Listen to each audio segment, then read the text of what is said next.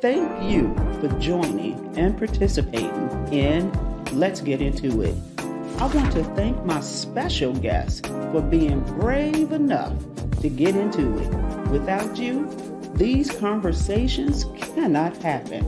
Remember, different viewpoints, respect, and love are the foundations of Let's Get Into It.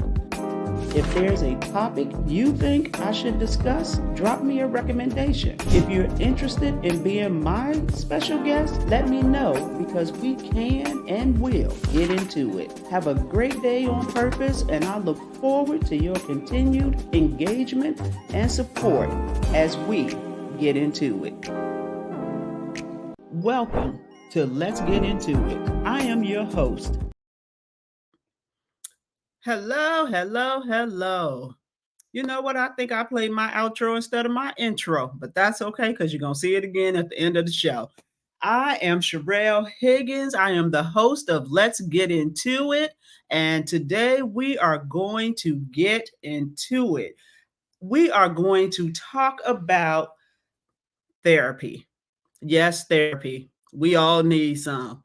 And so before we get into that, I just want to remind everybody it is voting season. Please check to see when you can start early voting.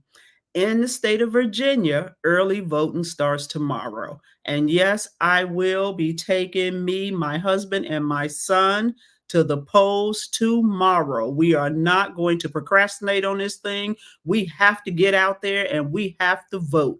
Voting is a privilege, it is a right, and we should remember that some of our ancestors did not have this privilege or right. And we must also remember the challenges that they went through trying to get to the polls to vote. So, if you can't vote early, please make sure you go vote on November the 5th. I'm not going to say vote like your life depend on it. What I am going to say is that your life depends on you voting. So please plan to vote. Now, I want to introduce you to my next guest. I met her a couple of months ago and she and I clicked. I really like her spirit, her personality. She's a lot of fun and she's authentic. And you know, I like authentic people, no pretenses. And so I will introduce you to Dr. Monica Lester.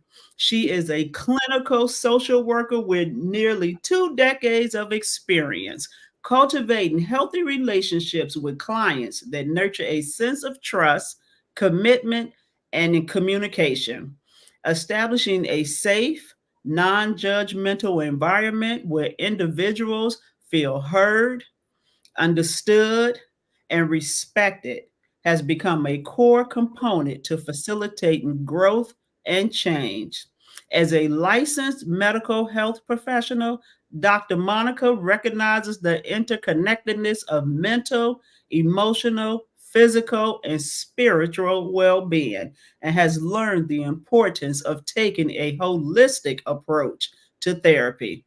Therefore, she has created a wellness model. The wellness model utilizes strengths based, person centered approaches that capture the multiple dimensions of health, which can promote overall resilience and balance for individuals and families. This approach helps develop sustainable habits and routines that support long term wellness and resilience, but also aids in the development of self management skills and coping strategies needed to navigate challenges within an evolving society. So join me in welcoming Dr. Monica. Welcome, Dr. Monica. Thank you for having me. I'm so excited to have you on. I think this is a very important topic. And so I'm going to jump right into my questions. And I think we got to lay some groundwork first, a little bit of foundation so that people understand what we're talking about when we start getting into the meat of therapy. So, what type of education, Monica, Dr. Monica, do you need to be a licensed therapist? Okay. So there is quite a bit of a journey. So the journey starts with pursuing your degree in social work or counseling. I'm a little biased because I'm a social worker. And so I got my undergrad in social work, and then I got my master's in social work. And then after you get your master's in social work, you have to sit for the exam, which is the graduate level. And so at that level, you pass the exam, and then you have to practice in the field. And while you're practicing in this field, right, you have to get 3,000 hours of practice, and you have to be supervised by a licensed clinical social worker before you can even sit for the clinical exam. So yes, it was a process, but I made it through. I absolutely love what I do. You don't necessarily need a doctorate degree to be a licensed clinical social worker, but I'm an overachiever a little bit. And so I continued on to get a doctorate degree. So, but it's not necessary. But yeah. That's probably why we connected right out the gate, because I'm an overachiever too. I'm trying to get rid of that though. I just want to achieve, because being an overachiever is a heavy burden. Too much. Don't do it. Are licensed therapists allowed to practice in any state, or is it a state by state license? Yeah, great question. Great question. So it is a state by state license. And so typically, as a social worker, we can get reciprocity from state to state. So for myself, I took my exam in the District of Columbia, passed it. I'm a clinical social worker, but I also wanted to be licensed in the state of Maryland. So what I had to do was fill out all the forms, pay all the money. And then what happens is there's a board, and we request the board to send our license scores to the next state. They review it, say, yeah, usually it's yay. And then they stamp it, and then we're licensed in that state.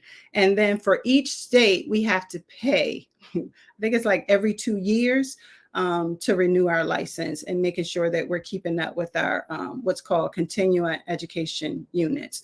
So that's the one good thing about the profession that I really like, is because as a licensed clinical therapist, like every 2 years, trust me, I am in the classroom learning new things. There's new policies and things like that that's coming out, and we have to be well versed on it as we're servicing clients. So yeah, as a matter of fact, I'm actually up for renewal at the end of October for the state of Maryland. So, yeah. Okay, that's good to know. I didn't know. I mean, I figured you probably needed to renew. I didn't realize it was that often. So, okay. So, are therapists required to maintain confidentiality? Yes. It is the backbone of the work that we do. And that's one of the conversations that I typically have with the clients that I'm working with, is confidentiality, right? So even in working in the schools, like I tell the students, right, what you say to me is confidential. However, there is a caveat. So, and this is what it is. If you say to me that you are going to harm yourself or harm someone else, my goal is to make sure that everyone is safe. So I don't need your permission to reach out to get you the necessary support or resources or services that will help benefit you. So with that, I have to report. And if I know any instances of child abuse and neglect, I have to report. I can't keep that in confidence. And so I have to share that as well. Okay. Yeah. And so what made you want to follow this line of work? Great question. So as I was, and here's the thing, I didn't take the traditional route. Was a great student in high school, got excellent grades. But straight out of high school, I was working for the government. So I was doing my thing. I was like, yeah, I don't need to go to school. Figured out, I want to do something different. And so I decided, okay, I'm going to go. And I was taking all these general education classes in community college. and I realized like I really like supporting people. I really like engaging with people. And so my first pick was psychology. But I had a really good advisor who sat me down and kind of explained like the difference and the different career paths. And he was like, I think you would be a great social worker. I was like, I don't want to be no social worker. My first thought was all they do is take people's kids. I don't want to do that. Right. So I learned like, no, that's not what they just do. And so after start taking my classes, I absolutely loved it. Went on to get my master's degree, my license, worked in a bunch of different areas to try to figure out what's my niche, like what population I like to work with.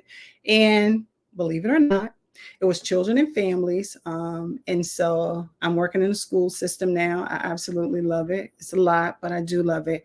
But part-time, I do private practice. And so that's where I work with my adults, primarily Black women. And so I love the work that I do with that population. Okay. So what do you think are the most important traits for a therapist? Everybody can't be me. But one of the things I think is being a active listener. And so active listening is not just about, it is about listening for understanding, but it's also about the body language, right? Making sure that your clients know that you're with them. It's the nods, it's the body language, it's the leaning in, right? So all of that. So I think that's one thing.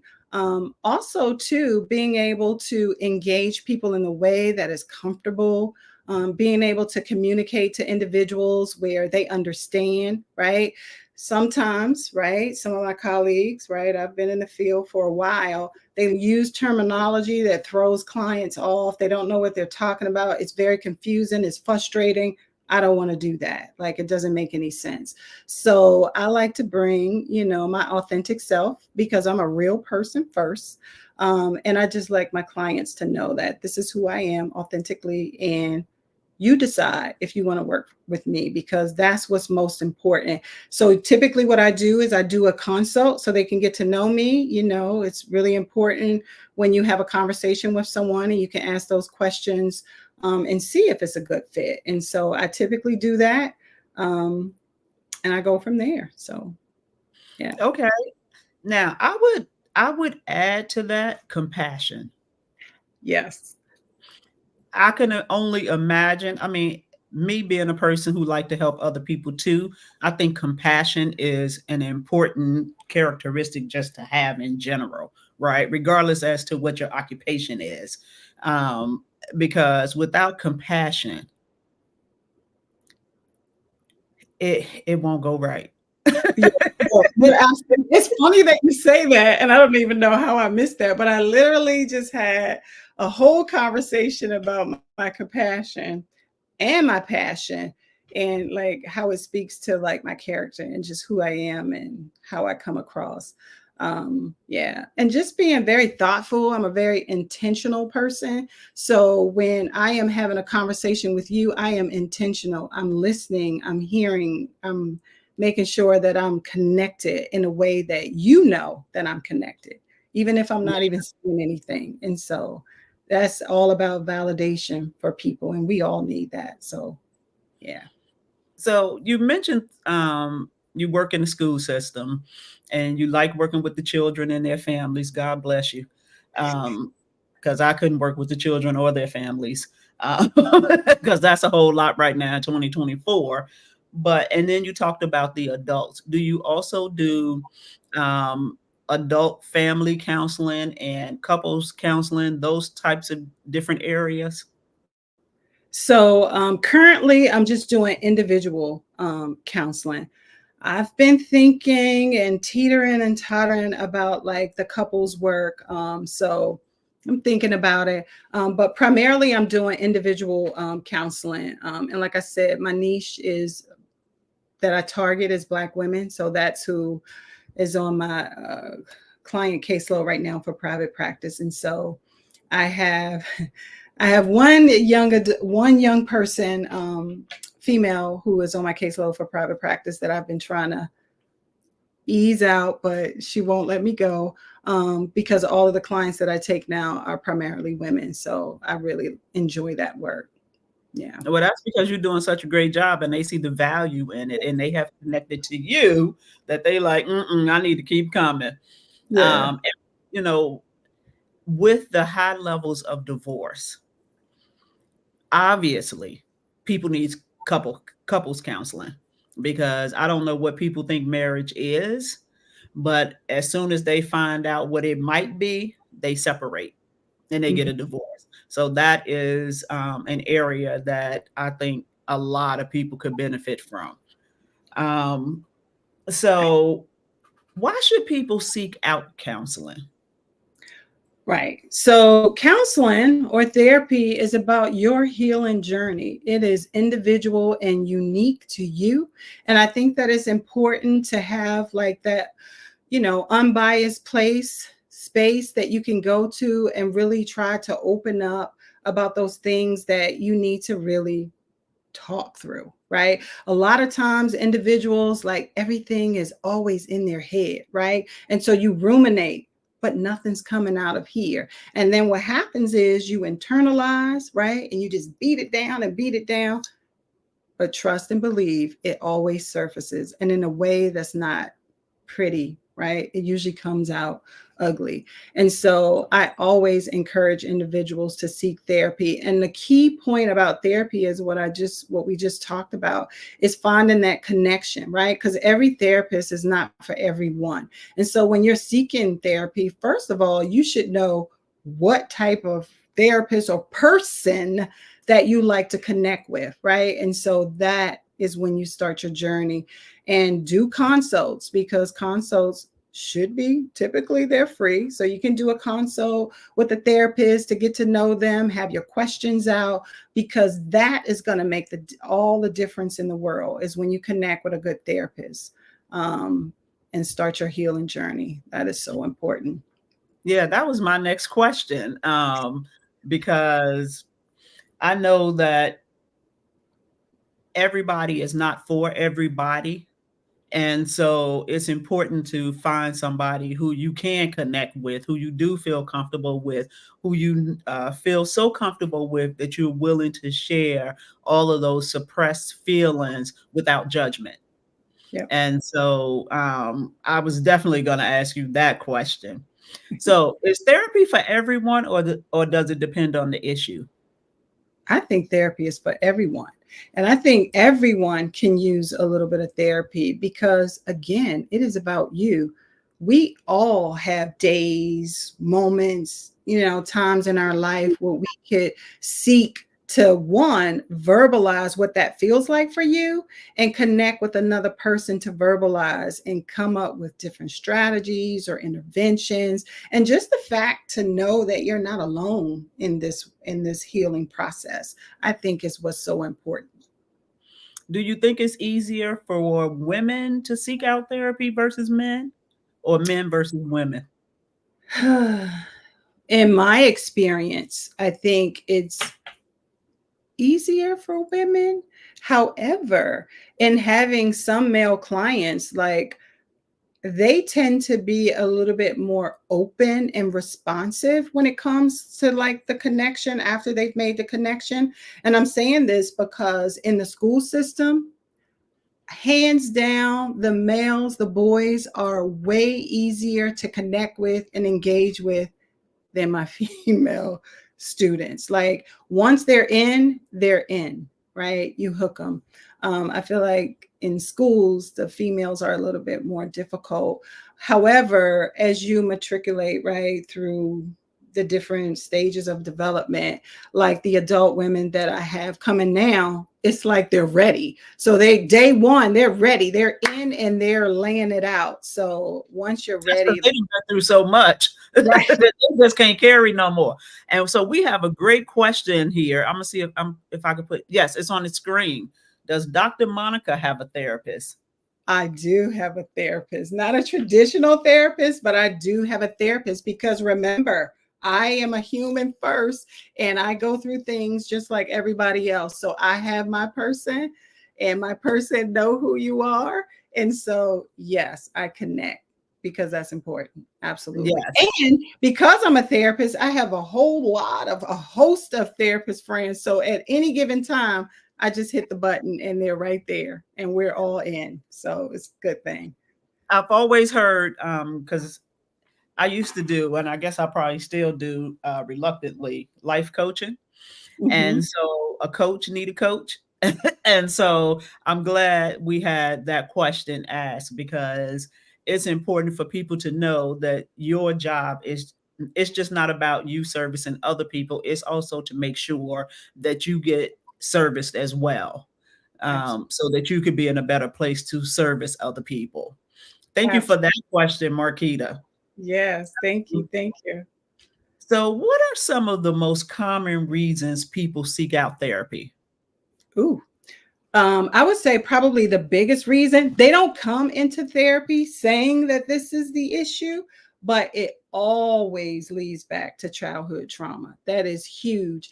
But typically, when they're coming into therapy, it's usually relationship issues, as you Mm, talked about. It's usually relationship issues, a history of anxiety, or a history of depression. Those three things is typically what they come in for.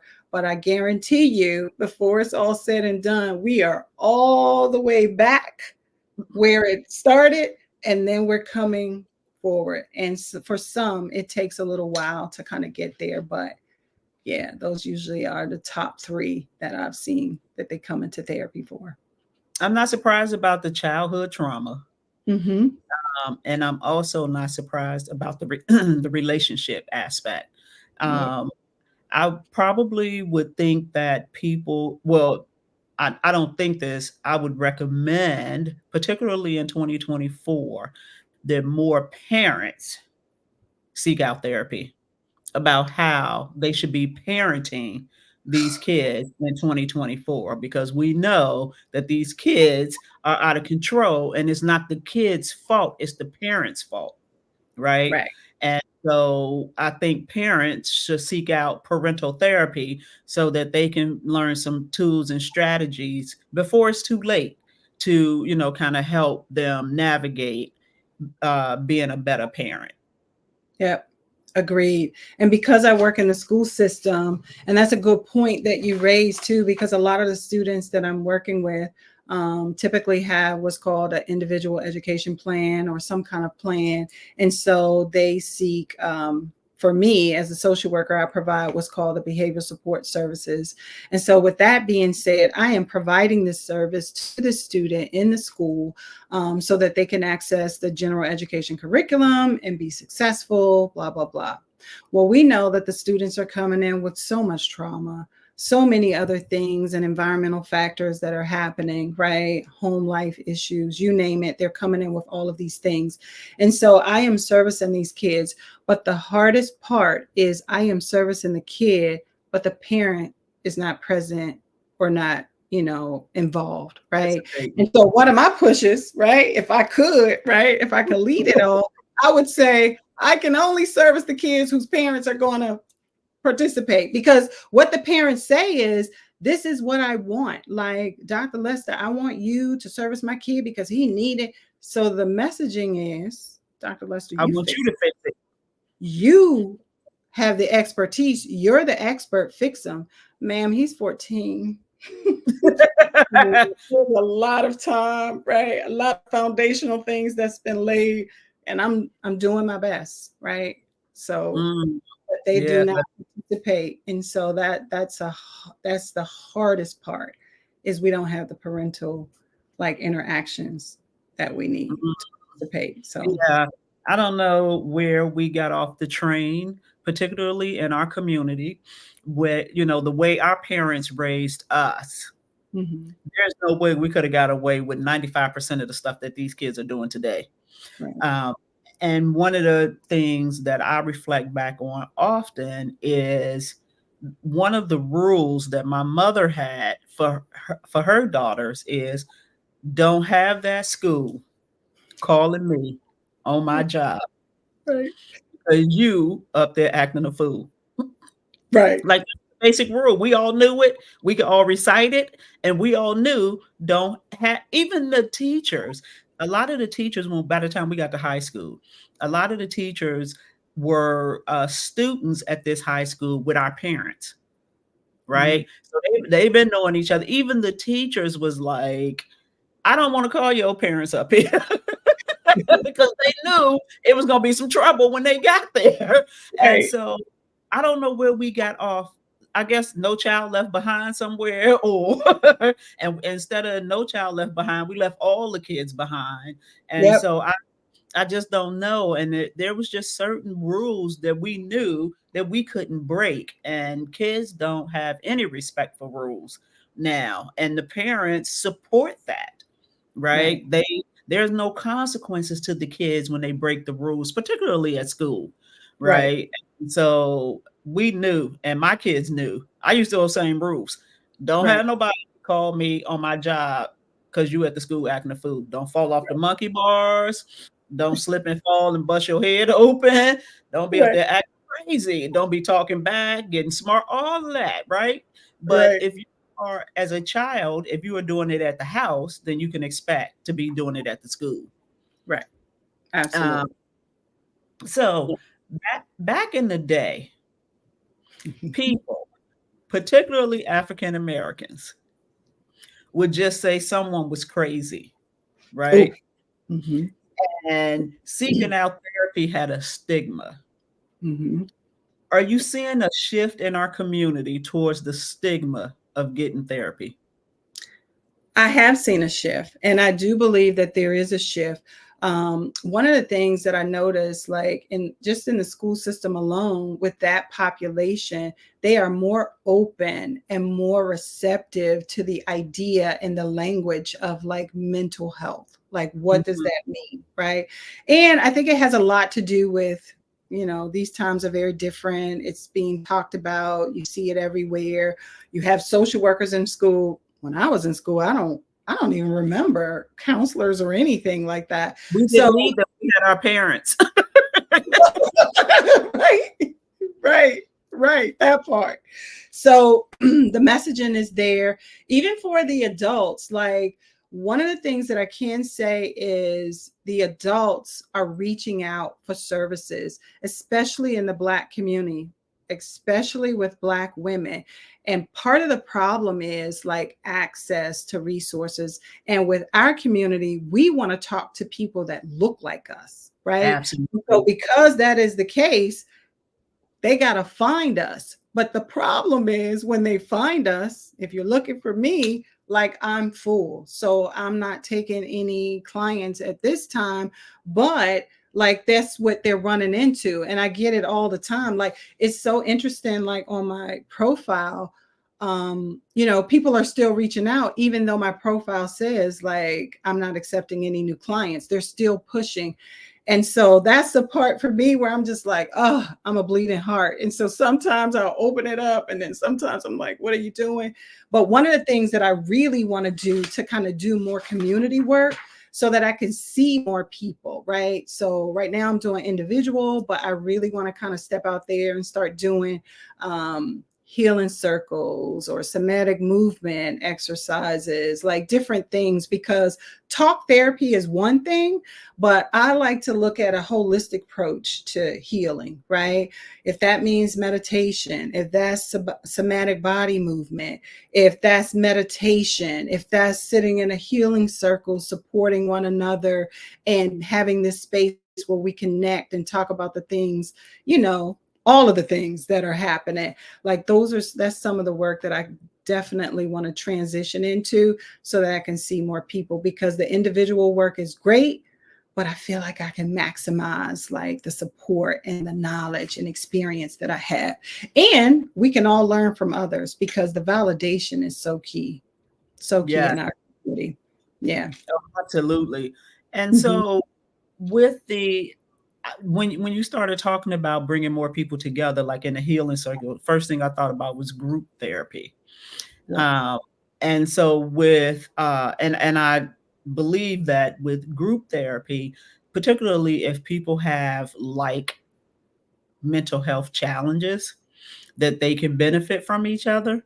And Yep. so, um, and I have heard people struggle with trying to find a therapist because everybody is so booked up. And Mhm. so you if there's a person listening and they have had trouble finding a therapist because everybody seems to be booked, what's the next best thing that they can do? So the next best thing that they can do is, because I've been seeing a lot of different links and things like that for like Black mental health, these different organizations and agencies that are kind of coming together. Because I know I get a lot of push to, hey, join our circle so we can put you on our listserv, like, because they know our community is reaching out. So that's definitely one way, is to kind of seek out that way. But also, if you have health insurance, that's another way. Like, one of the other ways is you tap into your health insurance, see who accepts your health insurance, and kind of go through that resource as well. Um, Other than that, like, kind of look around in the community to see if there's healing circles. And that's the piece that I want to kind of tap into, because I think that is a missing piece for people, because sometimes some individuals may not want every week or every 2 week, I got this session with a therapist, but I like to call it like download sessions, where you need a download session. Dr. Lester is having one on September the 20th. Like, come and see her, right? People will come, right? So those are kind of some of the ideas that I'm kind of thinking about to bring more people, like community, into it, because money is another part, right? Because Mhm. yeah, you may have the insurance. We all know some people's copays may be more, or they don't have the insurance. And so what does that look like? Because therapy isn't cheap, right? But there's a way to kind of make this happen and bring it to the community.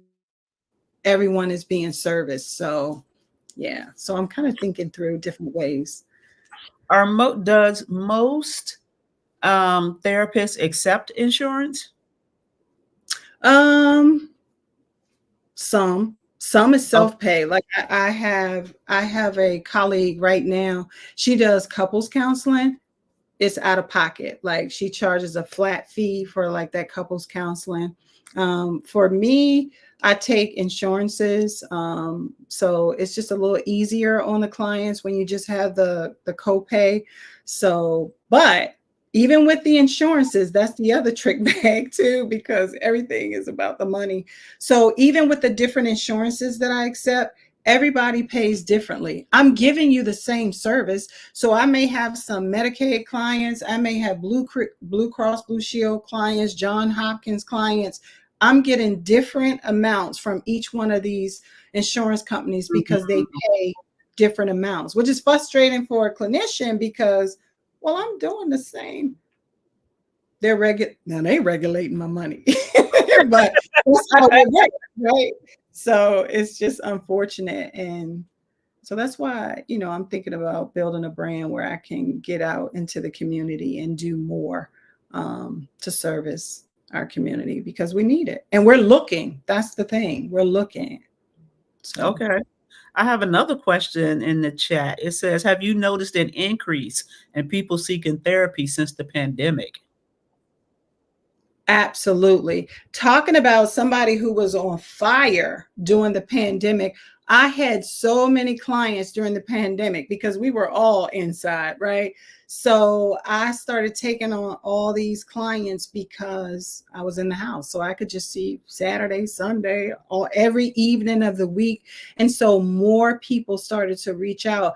And I think it goes back to that lack of connectedness, that lack of like not being able to verbalize, to be out in the community, to express yourself. And if you've already was suffering or having some issues, like, that pandemic only exacerbated what was already there, right? And so the good thing is, one of the good things that happened with the insurance is they created this whole telehealth, right? And so convenient, everybody's showing up for services. And so that was like one of the greatest things that kind of came out of the pandemic. So much so we're like now therapists are overwhelmed because they're like, wow, now, our clients are like, where are they? Like, all booked up because everybody started connecting during the pandemic, and now they won't let you go because they're finding the benefit in it, which is a great thing. So I love Yeah, that. that was a great question. That was one of my questions I was going to ask you about. Yeah. So how would you describe, somebody said we had group therapy during the pandemic. Yes, absolutely. We sure did. Yeah. Look, every day.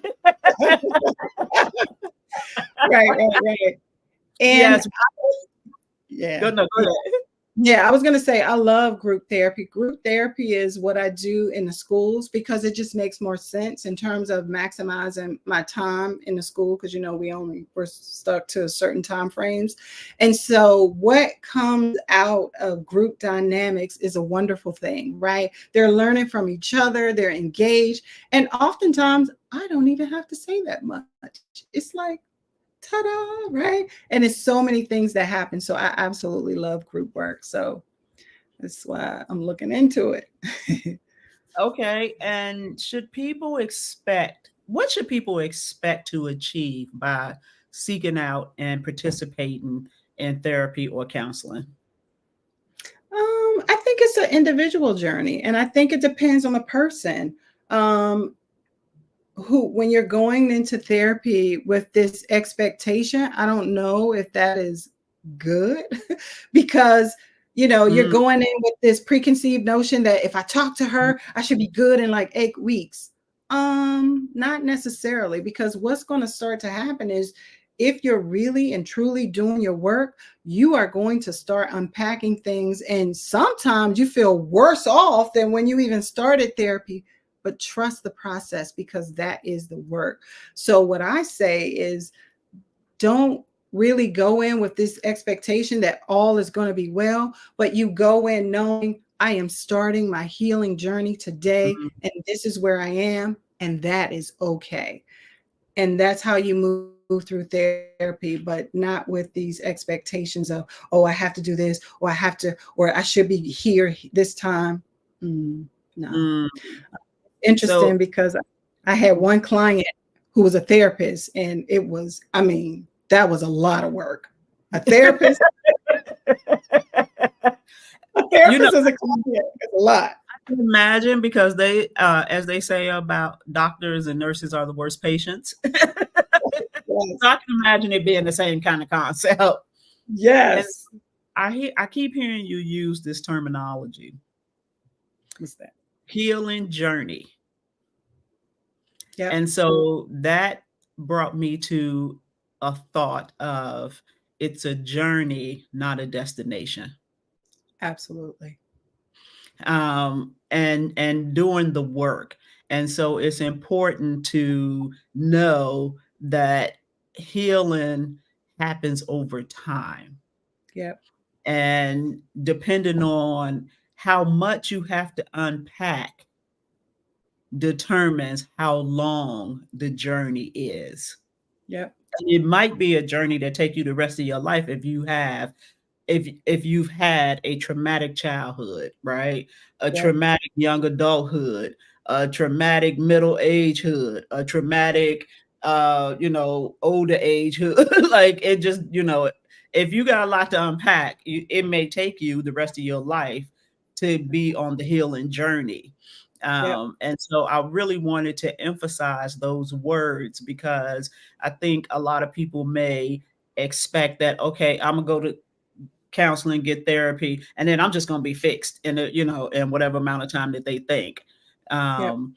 So, Dr. Monica, talk to us a little bit more about your wellness model.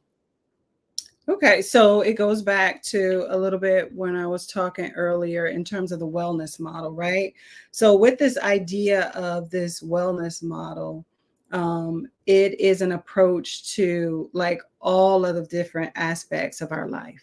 So, I'm talking spiritual, social, intellectual, financial, Mm, environmental, um, what is it, physical, like it makes up all of these things in our life, right? And so sometimes when we zoom out and we really process, where am I, like what are those areas that I feel like I need to kind of target, or what is the priority? It may be the financial wellness, it may be the social, it may be the emotional. And so some of the times when I'm working with my clients, I try to get them to target, right?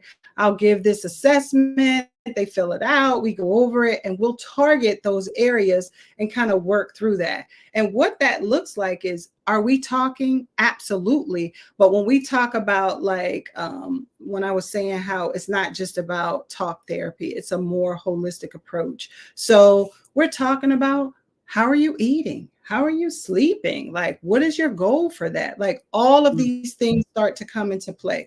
What does your self-care routine look like? You know, what does your budget look like? Are you even following a budget? Physical environment look like? Is it chaotic? Because we know, and research says, if our physical space is chaotic, guess what's happening up here? The exact same thing. And there is a balance that you need to find, right? Because that's not working out so well, right? And if we sit, and it's this idea of like mindfulness, right? And what I tell my clients is, mindfulness is the art of paying attention and being in the moment. And the key is with no judgment, right? Because you want to train your brain to be able to have no judgment and be in that moment, right? Whatever it is, and start asking yourself those questions. How am I feeling right now? Why is this bothering me? What is it that I need in this moment? Because oftentimes I'll ask my clients, what is it that you need right now? They don't know. Have no idea. None. And it's you would think it's a simple question, but no. And one of the hardest questions, I ask this question usually at the initial start of work: what brings you joy? And they're like, and instantly they go into, well, my family or my husband and let me break down joy. Joy is about inner peace. No one can make that happen for you. No thing can make that happen for you. What is it for you? What gets you, right? And then it's like, I have some clients who are still literally working on that question because they have no idea. Because people have been taught that joy comes from others and joy comes from things. And so, and people have been taught that thinking about self is selfish. Putting self first is selfish. And so people rarely think about self. And when I teach leadership classes, that's one of the things I talk to the leaders about. As a leader, how are you taking care of yourself? Right. Yes, you have to take care of your team and people who report to you. Yes, you got to respond to the people that's above you. But what about you? Right. And people struggle with that conversation. And one of the things I ask the leaders are, if you had to describe yourself in 3 words with no explanation, what 3 words would you use? People struggle with that. Yep. And I'm just, wow. Yep. It's interesting that you bring that up, because that too is one of the first exercises, and I'm giving you guys keys right now. It's one of the exercises that I do with my clients is I'll give them this homework assignment. And this homework assignment is to go, you can ask your family, friends, coworkers, colleagues, whomever, ask them to describe you in 3 words. Right? No judgment, whatever is in the top of their head, just spit it out and don't question them, accept it, because we're going to process it. And so when they come back with those 3 words, some of them are ticked off, didn't understand it, or take issue with some of that. And so we process it, because one of the things that we do is, this is how others see you, but do you see yourself this way? Is this how you want to be seen? Like, and we start to unpack that because a whole lot comes out as a result of that. And so sometimes that helps shape, oh, well, dang, maybe I do need to start here, right? Because this is the work that I need to do. So yeah, it's So really interesting. I love that. let me find out I got a little bit of therapist in me, because one of the things I say to people after we do that exercise is, I want you to keep those 3 words near you at your desk, wherever that is, right? And I want you to do an assessment and see, are those the characteristics that you are displaying with your team? Would they use some words similar to that to describe you? Now I have a girlfriend who say I'm a tax attorney. I'm all sorts of things. I could do a whole bunch of things. So now I'm just gonna add therapist to my list. That's right. Mortgage loan officer, real estate agent. So I'm just gonna add that to the list. But That's that right. is interesting. But you said something that I think we should emphasize.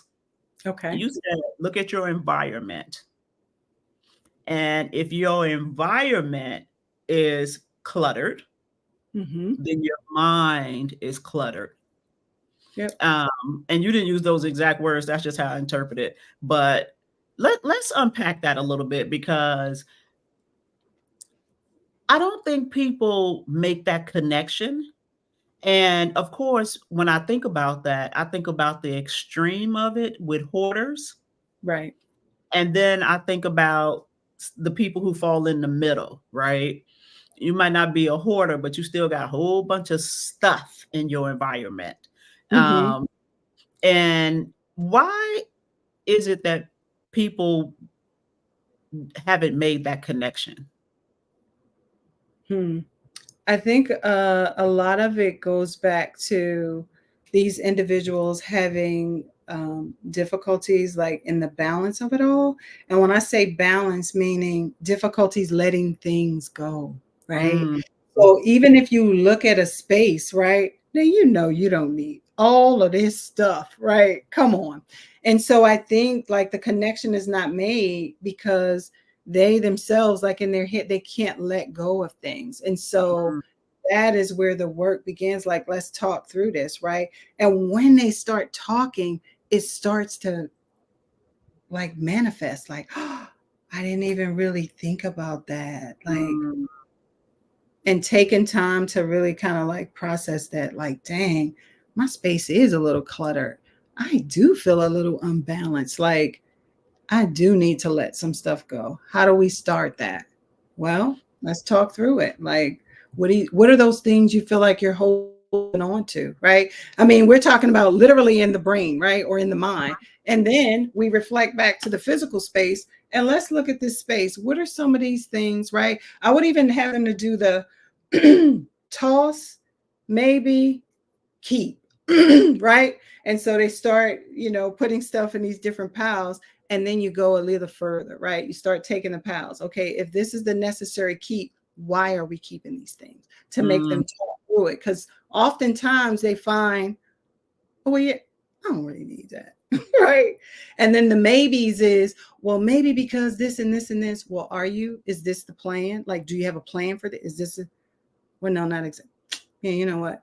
And by the idea is that by the time we finish talking through all of that, the keep pal is right, Right. because you're flushing and letting go of those things that no longer serve you or that you even need. And So, so when people have stuff, like my stuff would be clothes. And mhm. yes, Monica, Dr. Monica, I need all my clothes. I did go through them and get rid of some clothes, but I still have a whole lot left because I need them. You need them. I do. I need them. Um, but and and I could trace that back to my childhood. I know for sure where it came from. My mother was always about, when you leave this house, you will look like I'm your mama, and Mhm. will not be looking any kind of way. And so I could trace it back. I know where it came from. And then with my dad, he is Mr. OG, like for real. Like when he gonna always be put together. And so I know where I got it from, right? Right. But do people feel a sense of overwhelmingness with all of that stuff? Absolutely. Absolutely. Because you know what happens with, okay, so when we feel stress is normal, right? We get stressed, we deal with it, we get through it, right? But when it gets to a level of being like overwhelmed, because people use the term being overwhelmed very loosely, right? Mhm, But when I think of the word of being overwhelmed is when you get to the point where you don't know what to do. It's like I'm mhm, stuck. I have not, I don't know what to do, right? So when we talk about like these spaces or people being in their head, that is literally what's happening. I mm, am stuck. I don't know what to do with this stuff. I don't know where to go with these ruminating thoughts in my head. I am at the level of overwhelm where I am not functioning. mm, I cannot function in this moment. But what happens is they take that and this is normalcy for me. mm. This is not like, this is why you go to therapy. So that you can process that and see that that is not at all what it is. Or this is just the way it is. This is just how it was. Does that make it right? Like, what Right. are we doing? What do you want to do? Is this where you want to be forever? In this state of being overwhelmed, where you get to Mm, the point where you're stuck and you don't know or don't know how to get out of it? mhm. And don't know where Yeah, to start. right. Don't know where to start. Yeah, and Yeah. that's another place too, that I find interesting about like clients that I work with. And these are kids in school as well as like my clients in private practice. One of the other exercises that I do with them is we look at what is your support network? What does that Mm, look like? Most people, mm-mm. And some people start naming people. And when we start getting into it, none of those people are your support. You think of like your family and those individuals because of who they are to you. This is my support. But oftentimes, those are the individuals that are escalating these behaviors in a way that is mm, unhealthy. So let's talk about what support looks like. And then when we list out these supports, we have supports for different things, right? Like, so I have this support. This is the person who I know without a doubt I can go to, I can talk and talk. This is the person that can show up for me, maybe in a financial way. I don't know. mhm, It's just different levels of support, but you need to start thinking about that and identifying that for yourself. But people start naming people that's not, mm-mm, that mm-mm. they've just been knowing their Yeah, whole life. exactly. And these people don't necessarily support you. It's interesting you brought up support because recently, me and some of my girlfriends and my sister, we were talking about support and support systems. And my sister and I were saying that we've always had the family support. And Mhm, so I think to some degree that we take that for granted. mhm, And one of my girlfriends was saying that, you know, because we were kind of talking about how uh, somebody may be envious, right? Because of the support that we have for each other as siblings and them not having that. And then my girlfriend was saying that, you know, people on the outside looking in see the level of support that we have for each other. And yeah, some people are going to feel envious of that because they don't have it. And so having a strong support system is critical. And like you said, you know, people going to support you in different ways and you got to know who you could go to for what type of support. And people just don't have it. And people think, you know, because this is my family, my blood family, that they should be my support system, when in fact a lot of times that's not who's going to be your support system. right, You right. know, It's about creating those support systems outside of your family as well, Right. and being able to recognize what real support looks like, and not, people pretending to Right. support you. Exactly. Um, so let me ask this question. What's the relationship between a psychiatrist and a therapist, or the Mm, difference between the two? you said the difference or their relationship? Either. Well, Okay. actually both. Actually Well, both. okay. So I have worked in outpatient, like mental health clinics. And so, with those types of environments, you have the therapists who are actually seeing the clients on a weekly or biweekly basis and providing like that level of therapeutic intervention, right? They get to know them, they build a rapport. And then you have the psychiatrists, they don't provide that level of support, but what they do, because they are the MD, they are the ones who prescribe like the medication, right? And Mhm, so their responsibility is to do the medication management. So mhm, they are ensuring that the medication, if they're on medication, that they are taking it as prescribed, if there's any side effects, things like that. But the key is always, of course, because I'm biased, is with the therapist, because the therapist knows everything, right? And so I know I have worked with clients who are on medication. And one of the first things that I always tell them, especially if they're on medication, we need to keep a medication journal, right? And so that medication journal, because you should know everything about yourself, because when you show up at the doctor's and you're talking to the psychiatrist, you need to roll it out, reflect back, so that you're talking intelligently about how it's affecting you. Because the way that medication is prescribed is based on the general population, but we all mhm. know we're unique. And so that might be the general population, and research is saying 85%. Well, I'm not in the 85%, and these are the things that are happening. And I need some other level of support or some other information, or we need to have a conversation because this is not working for me. And so the psychiatrists are the MD that prescribes the medication and do medication management. And the therapists are the ones that's building those relationships, teaching coping strategies, implementing interventions. And those are the individuals who they tend to trust and tell these things to. And then we become this liaison for the psychiatrists and alike. So, yeah. Wow. That's good. That's good stuff. That's good for people to know, Mhm. because I think, some people may use it interchangeably, or, when said about back in the day, particularly in our community, be like, you need to go see a psychiatrist. We ain't know what we were saying, right? Because that's not who they need to go see. You crazy. You need to go, and it's not crazy. You just may have some type of chemical imbalance that's, Right. impacting your thoughts. Um, Yeah.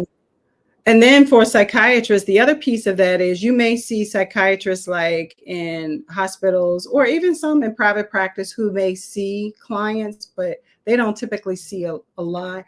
And the other thing to note is when it comes to psychologists and psychiatrists, when we talk about them being African American, like in our country, I think it's like 6% Black mm, psychiatrists and psychologists. It's a mm, really small percentage of Black ones. So, yeah, you're not going to see many of them at all.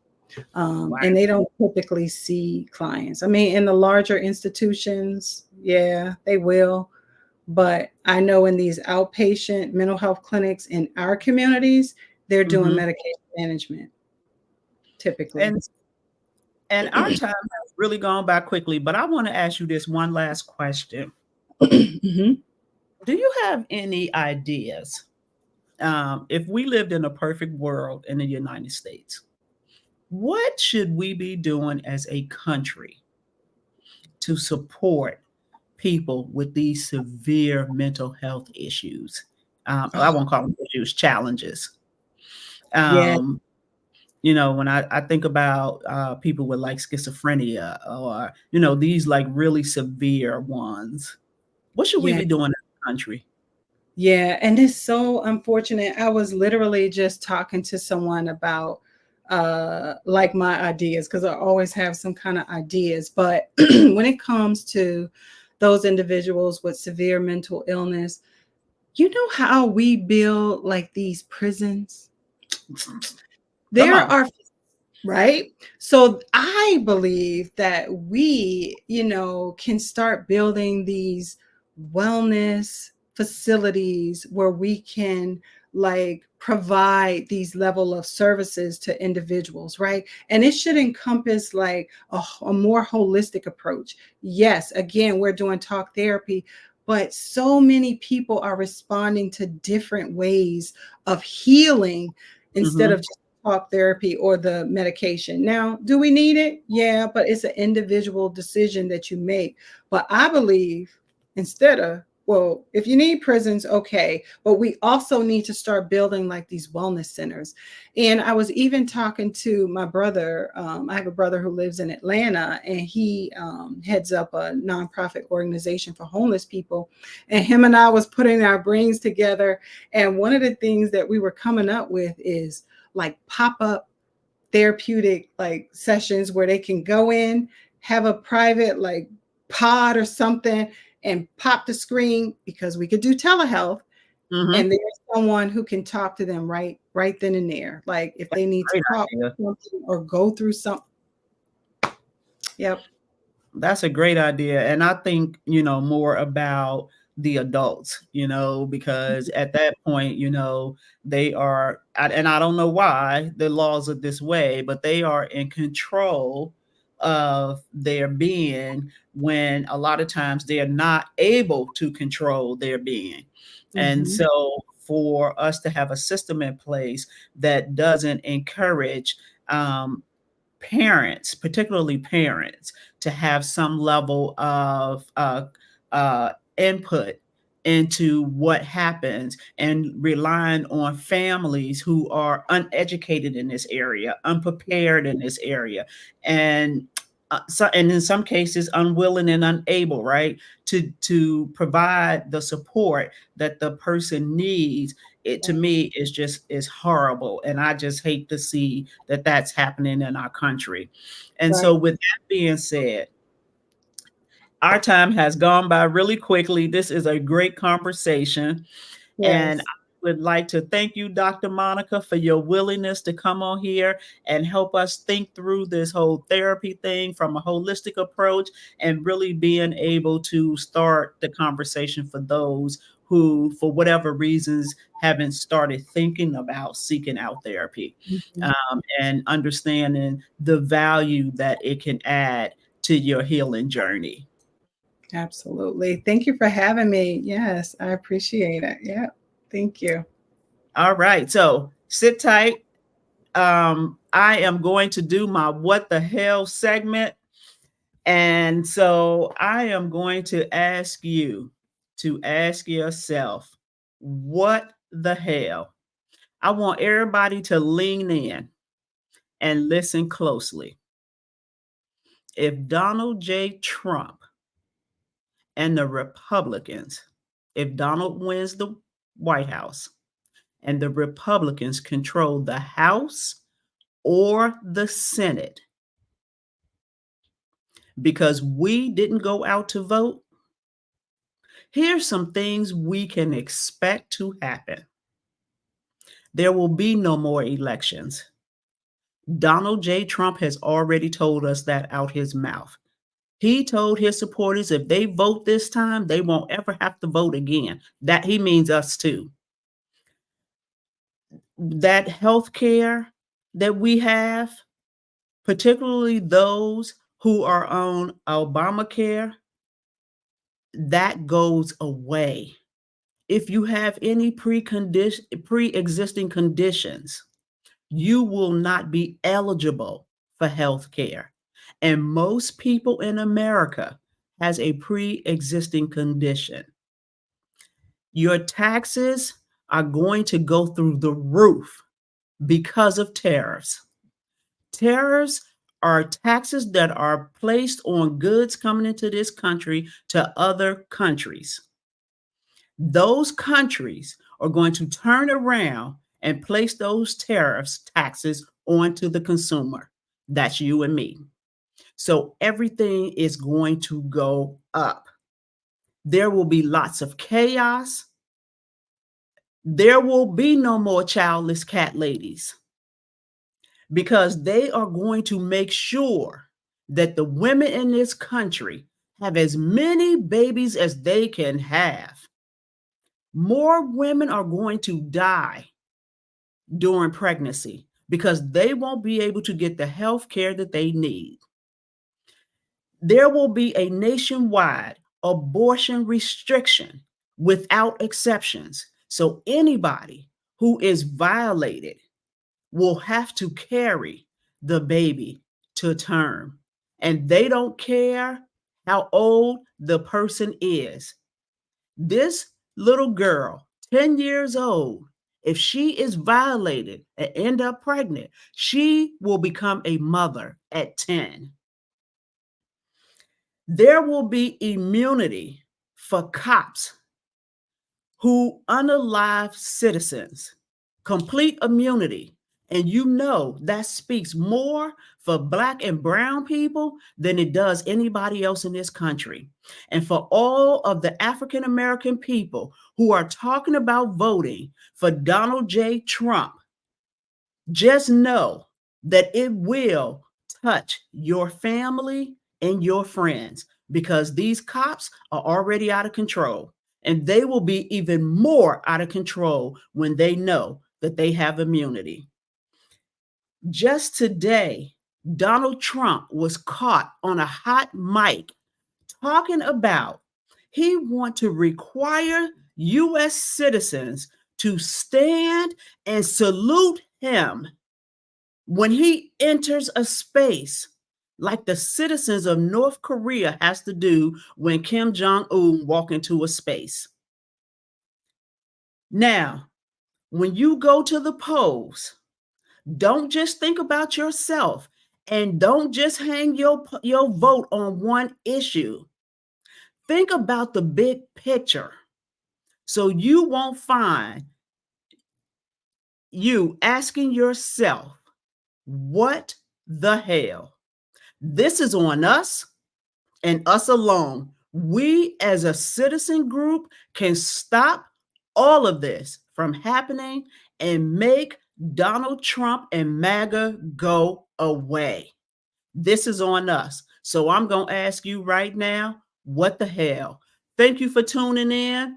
I appreciate your support, and I look forward to having you tune in 2 weeks from today. I will be coming to you live from the Outer Banks of North Carolina, and we're going to have a sister show. So let's get into it. Thank you for joining and participating in Let's Get Into It. I want to thank my special guest for being brave enough to get into it. Without you, these conversations cannot happen. Remember, different viewpoints, respect, and love are the foundations of Let's Get Into It. If there's a topic you think I should discuss, drop me a recommendation. If you're interested in being my special guest, let me know, because we can and will get into it. Have a great day on purpose, and I look forward to your continued engagement and support as we get into it.